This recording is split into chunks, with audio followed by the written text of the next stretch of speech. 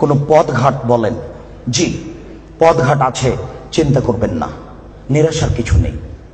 শুনুন, নিরাশার কিছু নেই। এই পাপ কার সাথে জড়িত? আল্লাহর সাথে জড়িত। আল্লাহ নবী বলেছেন, কেউ যদি জেনে শুনে 1 টাকা সুদ খায়, 36 বার জেনা করে যত পাপ হবে, 1 টাকা সুদ খেলে তার চেয়ে বেশি পাপ হবে। তিনি বলেছেন, সুদের পাপের 70টি ভাগ রয়েছে।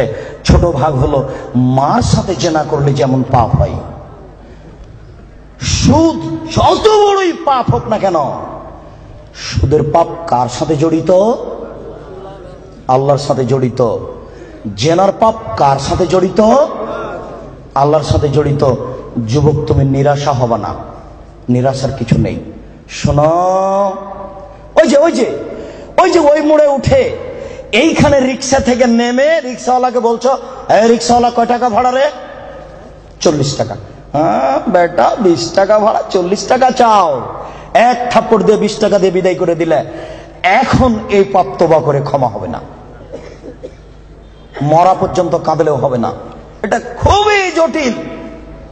জেনার পাপের চেয়ে রিক্সাওয়ালাকে একটা থাপ্পড় মারা কত যে কঠিন, আপনাকে আমি কি দিয়ে বুঝাই?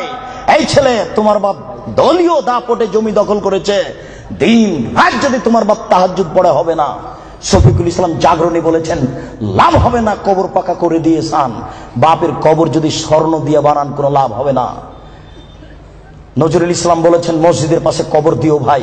মসজিদের পাশে কেন, আপনার বাপের কবর যদি কাবা ঘরের নিচে ঢুকিয়ে দেন, 1 পয়সা লাভ হবে না।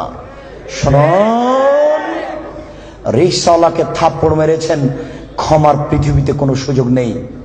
রিক্সাওয়ালাকে খুঁজে বের করতে হবে, খুঁজে বের করে হাত ধরে বলতে হবে, ও রিক্সাওয়ালা, আমি বুঝতে পারিনি গো, তোমাকে 1 থাপ্পড় মারা আমার ভুল হয়েছে, তুমি আমাকে মাফ করো। এই কথা বলার পূর্ব পর্যন্ত পৃথিবীতে কোথাও ক্ষমা নেই। এর মানুষের সাথে জড়িত পাপ। এই ছেলে, তুমি দিন রাত গরু জবাই করো আর কসাই গোস্ত বিক্রি করো, কোটি টাকা ইনকাম করো, তাতে আসে যায় না।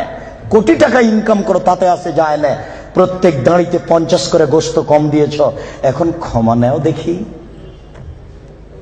কিয়ামত পর্যন্ত তওবা করলে এই পাপ ক্ষমা হবে না। জেনা যত বড়ই পাপ হোক না কেন, গোস্ত ঠগিয়ে বিক্রি করার চেয়ে ছোট, গোস্ত ঠগিয়ে বিক্রি করার চেয়ে অনেক বেশি বড় পাপ। এই ছেলে, তুমি তো শহরে প্রতারণা দিয়ে ব্যবসা করছো, এটা দাম কত? 1500। তুমি জানো যে এর দাম 300। আচ্ছা 300, তুমি 500 চাও। চলন্ত বাজার যদি এর 2000 টাকা হয় তবু জায়েজ। তুমি জেনে শুনে বললে 1500 টাকা, তার মানে তুমি প্রতারণা দিয়েছ। একদিনে যদি কোটি টাকা ইনকাম হয়, তবু তোমাকে একদিন ভিক্ষুক হতেই হবে। তুমি এইভাবে ব্যবসা কোনোদিন সফলতা অর্জন করতে পারবে না।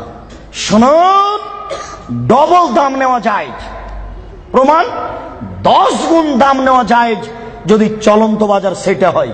প্রমাণ, আল্লাহ রসুল বলেন, আনাস, এই যে 1 টাকা নাও, ছাগল কিনে নিয়ে আসো। আনাস বাজারে গিয়ে 1 টাকা দিয়ে ছাগল কিনে আরেক জায়গাতে 2 টাকায় বিক্রি করেছেন।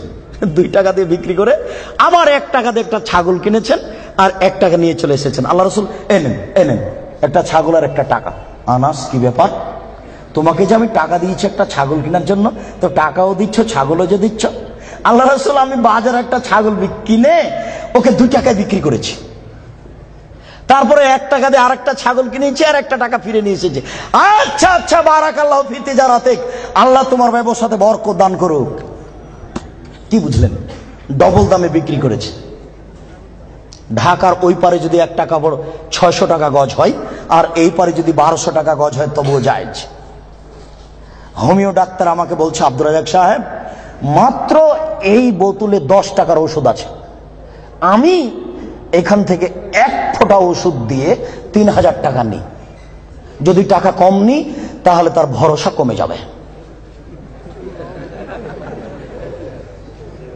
একদিন পরে আবার এসেছে, এসে বলছে ওষুধ দেন। কি করি, আমিও নিরুপায়।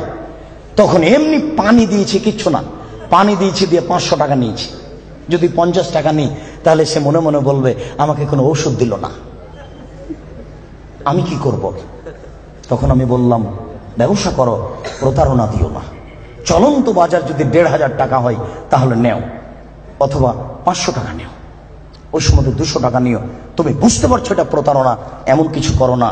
জেনার চেয়ে এটা অনেক অনেক অনেক জটিল। সম্মানিত উপস্থিতি।